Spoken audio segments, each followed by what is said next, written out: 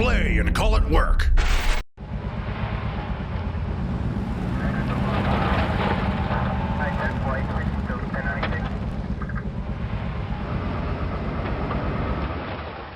Hey everybody, Matthew here from MiniWarGaming.com, and welcome to this week's Sit and Talk. I am your guest host or person, I don't know.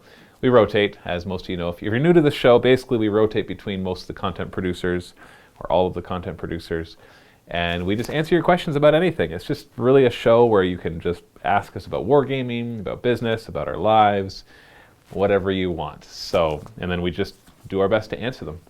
Or not, if we don't want to. Just saying. If you want to leave a question or comment, next week's person is... Oh, shoot. I forgot. Who do you always forget about, Matthew? Is it you next week? Yeah. Okay, it's not because it's... Josh is next week, all right? I don't always forget about Josh. I just don't actually... I can never remember who's always next week. Just go away. You never remember me, that's all. You got such a forgetful face.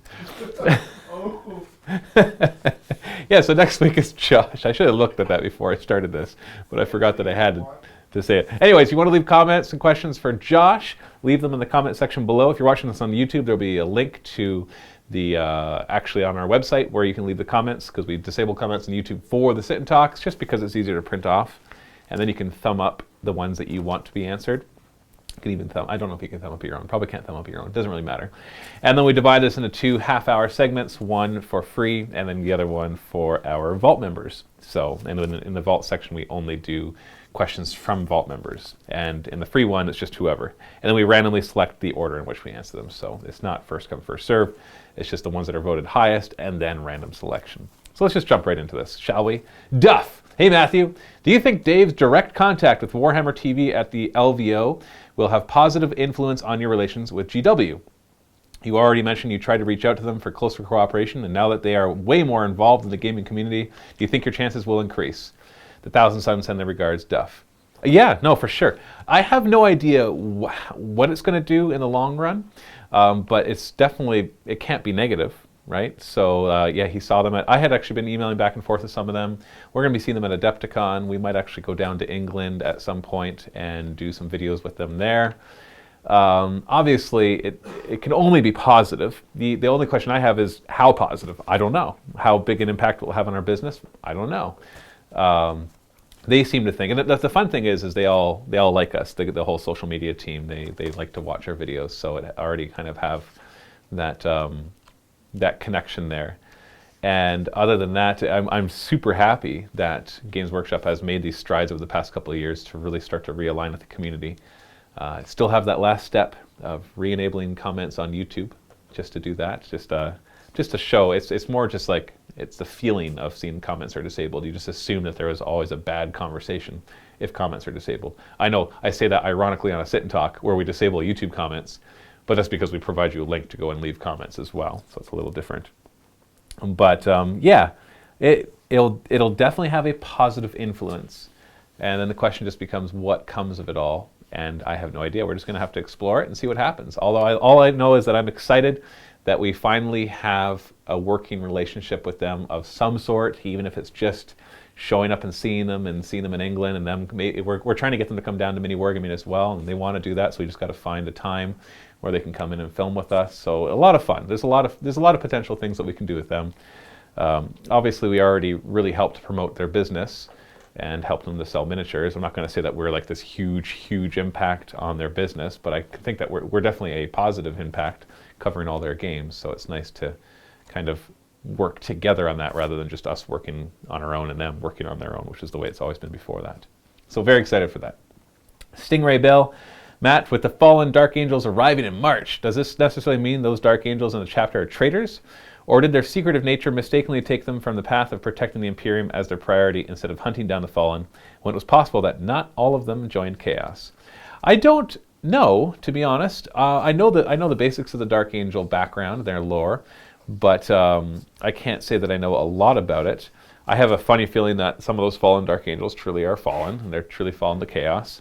But the fact that Cypher is part of the Triumvirate kind of gives hints as to whether he is good or bad, especially when part of that Triumvirate is a Grey Knight, and the other one is a Ultramarines Primarch.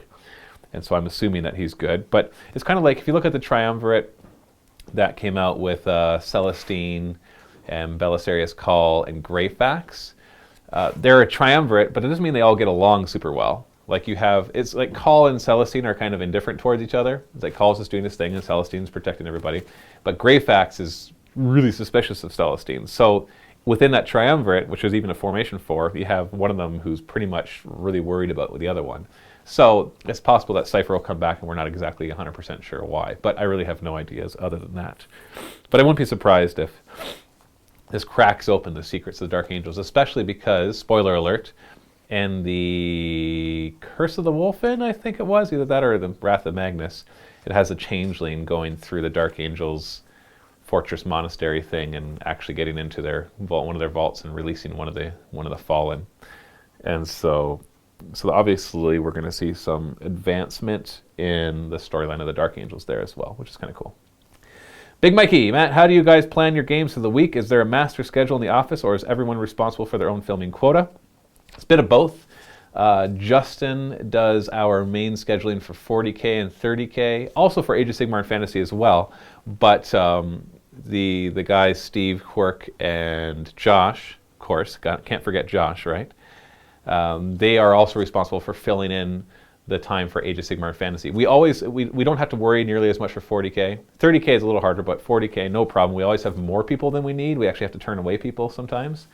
But Fantasy and Age of Sigmar, we don't get quite as many people, like not nearly as many people coming in. So if you love Warhammer Fantasy 8th Edition or Age of Sigmar, and you have painted armies and you're able to come here, we'd love to have you. We're always looking for more people for that. We're always looking for more people for 40K as well, but we book further ahead with that, so it's not as vital that like we could need people for next week or a couple weeks. So it's a bit of both. Everybody tries to work together.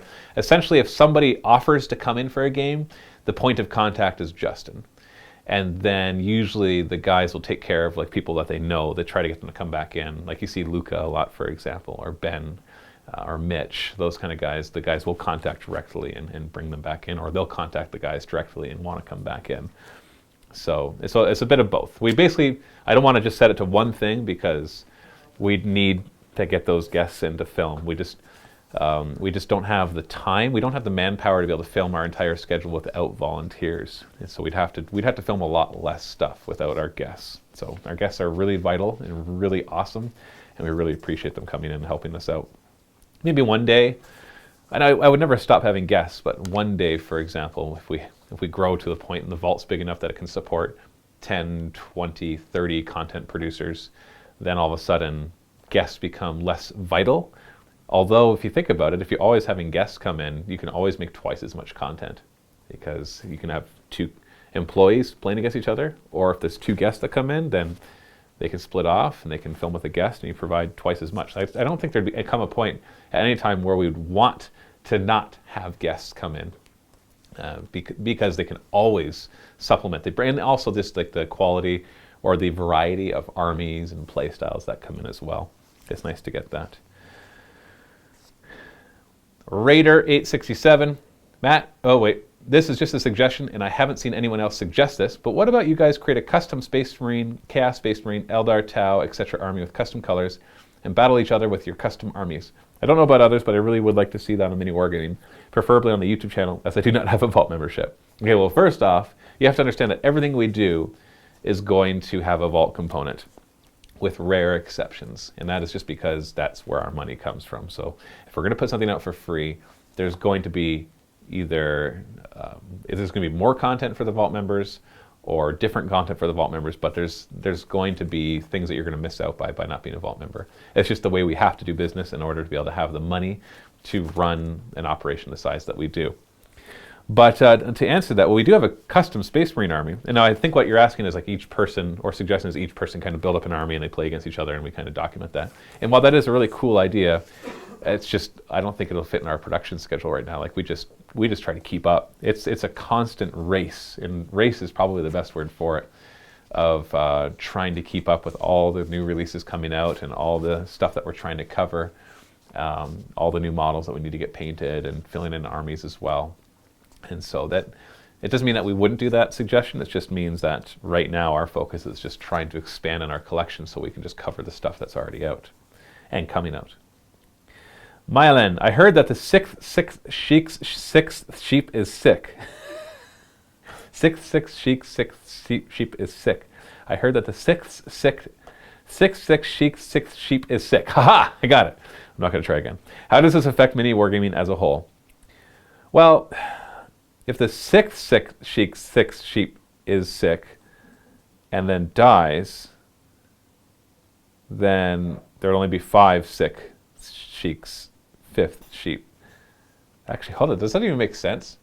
The sheik's 6 sheep. The 6th sick. Sheik's 6 sheep. How do you get 6 in there twice? That doesn't make any sense grammatically. I get that it's a tongue twister, but you still have to make sense. Like, come on. Like, she sells seashells down by the seashore, right? That sentence makes sense. Makes sense. I can't even talk anymore. Thanks. It's all your fault. Moving on. Caleb83. First off, I'm a huge fan of all the work you and the guys at MiniWarGaming do, so thanks for all the work you put into it. Well, thank you. I'm currently working on building up a local gaming group in my area to host tournaments and events to do battle reports. That's a very worthy endeavor because you always need those key people to kind of run that stuff and to build up the community.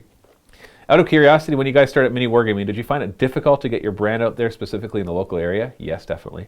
If so, what were some of the things you did to get the name MiniWarGaming out there? The internet is great for advertising, but I find it difficult to target such a local audience. Any suggestions? Thanks for your time. Okay. If we're talking from a business standpoint now, because you're just talking about building a local gaming group to host tournaments and events and do battle reports. If you're talking, okay, and do battle reports, okay. Then what we did is, well, we just started. We opened up our club, and we got an article in the newspaper, first off. And it's surprising, actually, how many people hear about it through a newspaper, right? You know, you think that people don't really read newspapers anymore, but things can get passed around. Like any advertising is good advertising, right? Well, to a certain degree. And the newspaper article was free. We didn't take out an ad in the newspaper. We contacted our local newspaper, who's usually starving for news, and basically said, hey, we're opening up this gaming club. You want to do an article? And they sent like a co-op student, and he wrote a really crappy article. But people saw it, and we got a handful of people coming in from that, and some of them became regulars. And we had our Facebook page, and I don't remember if we ran local advertising. You can run local targeted advertising, so it's really, really, really targeted. So you can actually set your location and say how many miles around that people can be and show your ad there. And that doesn't cost very much, just because you're only targeting a small number of people, and then you can specify the interest so it doesn't waste your money. So that works. And even you're just looking for a few people here and there, because then word of mouth can help. Because usually when somebody comes in, at least at first, you're looking for the people who already play, and so they know other people who already play. The other thing that we did, because we had a store at the time, is we offered I think a $25 gift certificate if somebody brought a friend in who either played a game or made a purchase. So basically prove that they weren't just like some nobody that doesn't really care. And we give them like a $25 credit basically in our store. And that actually worked quite well. I think we got another couple dozen people because of that. And it just slowly built up, and we just did our best to support that local community. Now we're in a small city. We only have about 50 some odd thousand people in Welland. We do have the local, like if you look at the Niagara region, which is kind of our local area for regular gamers, you're probably looking at 200,000 or 300,000 people at most. And then you can always extend. As soon as you start running good events, then you can start tapping into people an hour away, hour and a half away. People will travel for that kind of stuff. Even if they have events in their area, they'll travel around for that. And so you just have to you have to start somewhere. Just any advertising, get it in a newspaper, run some Facebook ads, just go on forums that let you post about areas. I know Daka has like a gaming group finder or a store finder. You can get that listed on that. Any little thing helps, because if you just get like a person here or there, person here over here, a couple over here, then those people start to bring their friends, and then you find, and then all of a sudden you get like those 2 key people. Like we had Fireman Tim early on. We had I'm gonna forget some people because it's been so long. It's almost been 10 years. We had Fireman Tim. We had Jozak. Well, Fireman Tim comes to my mind specifically because all of a sudden he started donating terrain like crazy. He just started building terrain and bringing it in because he loved it. He loved building it. He'd bring it in. He loved supporting it. So you get those kind of key people who you really need to kind of to build up as well and just support them as much as possible. You need as many of those as you can. And so just everything you can do, but it's going to be a bit of a slow build up depending on your area. If there are local gaming stores, you can always advertise there as well and just try to build that up. In our case, because we had a store, we didn't want to go into the other local gaming stores and advertise there for obvious reasons. Edward H. Hey Matt, I've been a long-time lurker fan of MiniWarGaming. The videos that you all produce are what keep me engaged in the Warhammer hobby and also provide a great distraction from the daily existence of trying to make a living as a freelance musician. Ooh, I can imagine that would be tough. So thank you to you and everyone at MiniWarGaming. Well, thank you. Now on to my question. I have recently picked up Games Workshop's iteration of the Hobbit / Lord of the Rings strategy battle game, and so far I've really enjoyed it. I agree, it's a really good game. So I wanted to ask, have you or anyone else at MiniWarGaming played the game, and if so, have you considered filming it? When time allows, of course. Well, if you know about our background, which obviously you don't know the very beginning, that's actually how Dave and I got into miniature wargaming. Technically our very first game was BattleTech. We didn't realize that that was miniature wargaming, and that's kind of, it definitely is miniature wargaming, but it's much different. We played with cardboard cutouts that came with it, and it was on a mat with hexes and stuff like that. Definitely a miniature wargame, but just not the same level of kind of the hobbyism, because I remember we even got a few of the metal models, and I'm like, I have to paint these? I don't want to paint these. So I hated painting right from the beginning. But what really got us into miniature wargaming and eventually into mini wargaming, meaning our business, was Lord of the Rings. Because my wife and I are huge Lord of the Rings fans, just huge fans. And Dave's a fan as well. I'm not sure how big a fan compared to us, but I know at the time we were watching all the movies. Like every 6 months we would watch all the movies. And so when we happened to walk into a Games Workshop, not knowing what it was, and we saw Warhammer, we weren't interested, but then one of the employees showed us Lord of the Rings, and I instantly fell in love with it and spent a lot of money over the following few months. And that's what got us into it. When we started the business, we realized that Lord of the Rings was not the popular game, so that's what got us into 40K. So we forced ourselves into 40K. I wasn't a big fan of it, didn't like the aesthetics, didn't like the background, didn't like the lore, didn't like how gothic and grim dark it was. That's really grown on me. Now I love the lore and the background, and for the most part I love the aesthetics. There's still, the Tyranids I've grown to tolerate how they look, and I guess get used to that. But still like the Zerg better from StarCraft. But yeah, so we have definitely played it. Would we cover it? That's the same kind of question that I would say for any other game that we would cover, and the answer is maybe one day.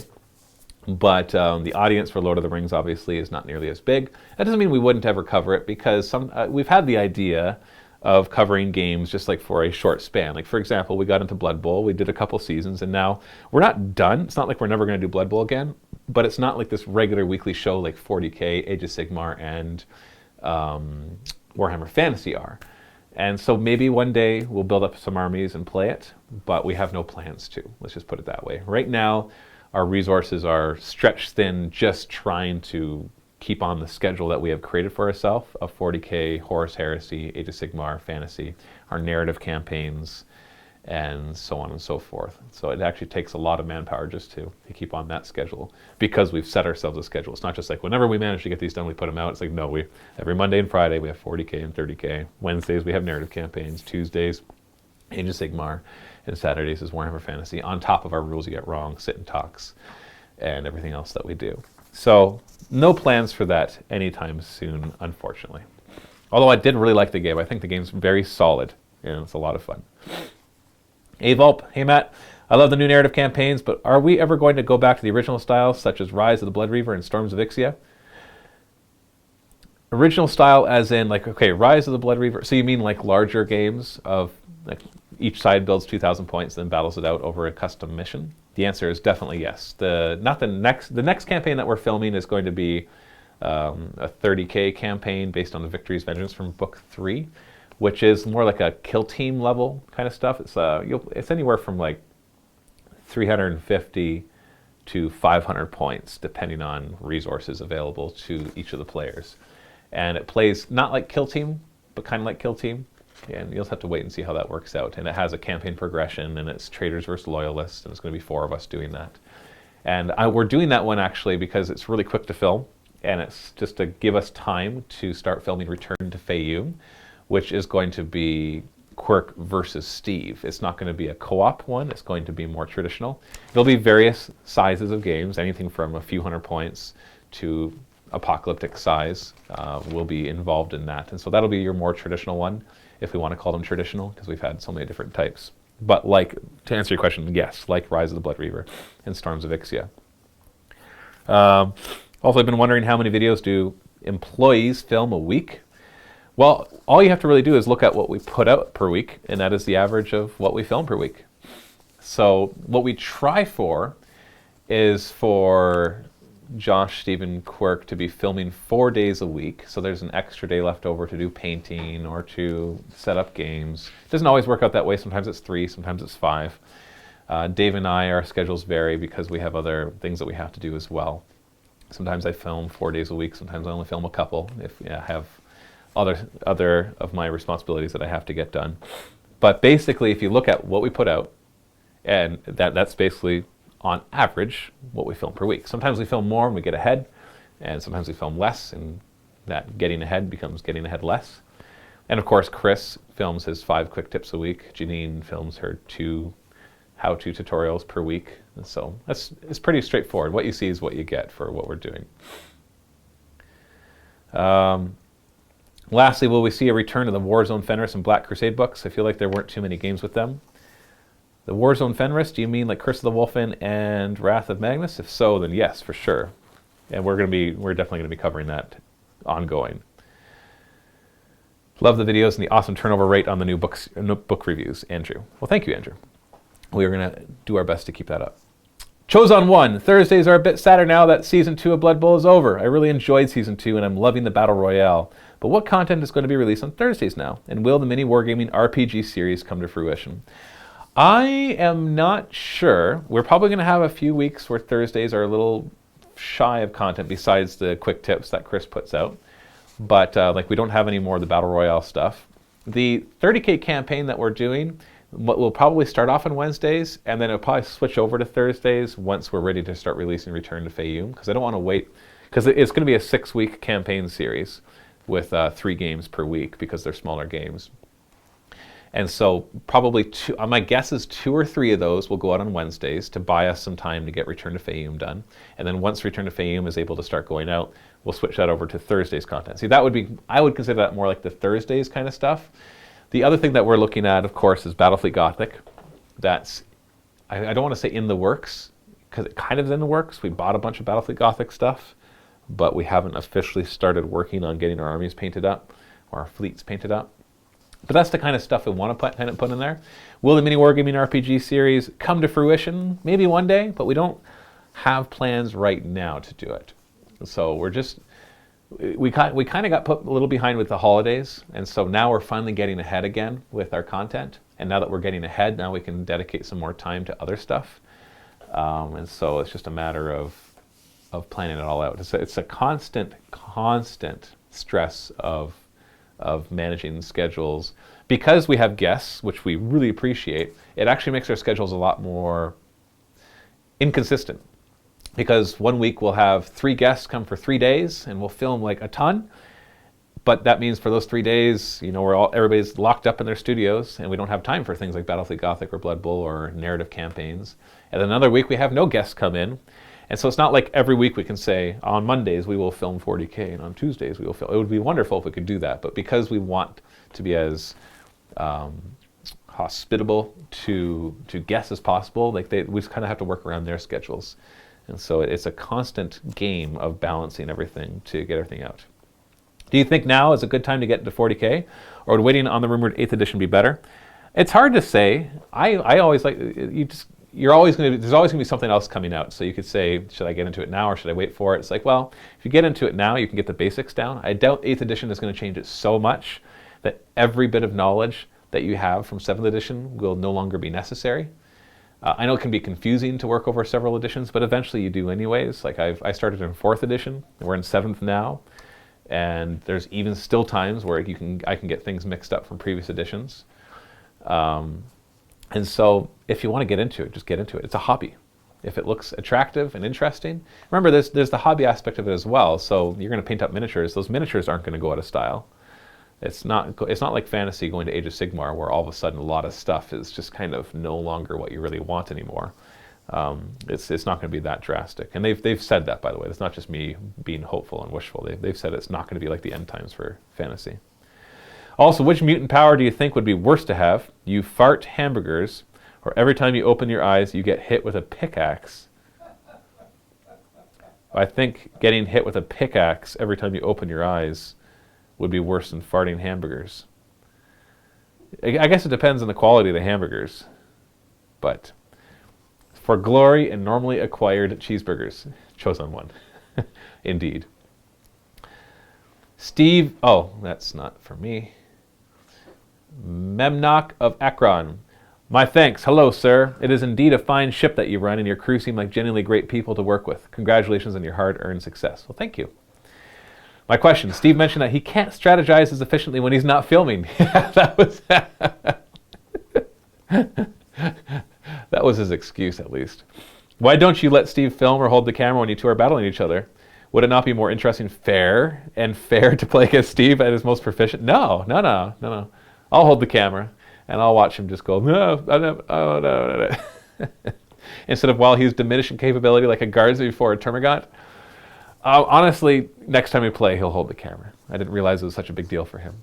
I'm just so used to holding the camera when I have a guest that when I play with somebody else, it's just like, yeah, whatever. I'm used to playing one-handed, so it's not a big deal. But next time, I'll let him hold it. That way when I beat him, he'll have no excuse. And that was with AP3 Frost Claws and forgetting frag auto launchers.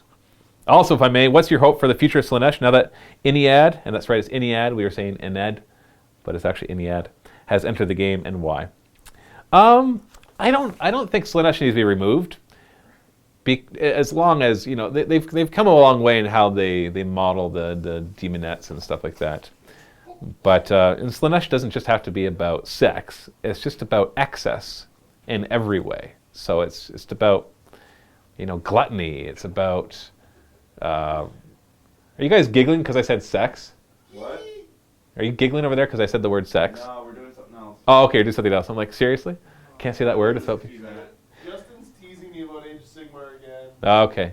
Leave him alone, Justin. Actually, no, I don't care.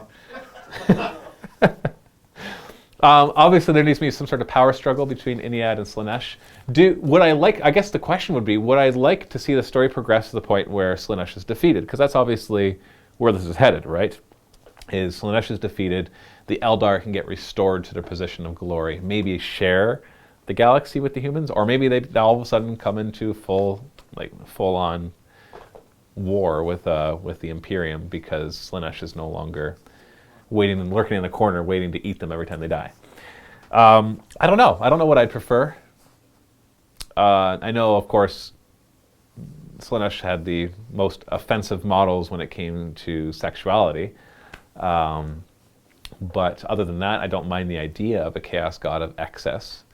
That seems fine. But should they advance it to the point where they kill one of the major chaos gods?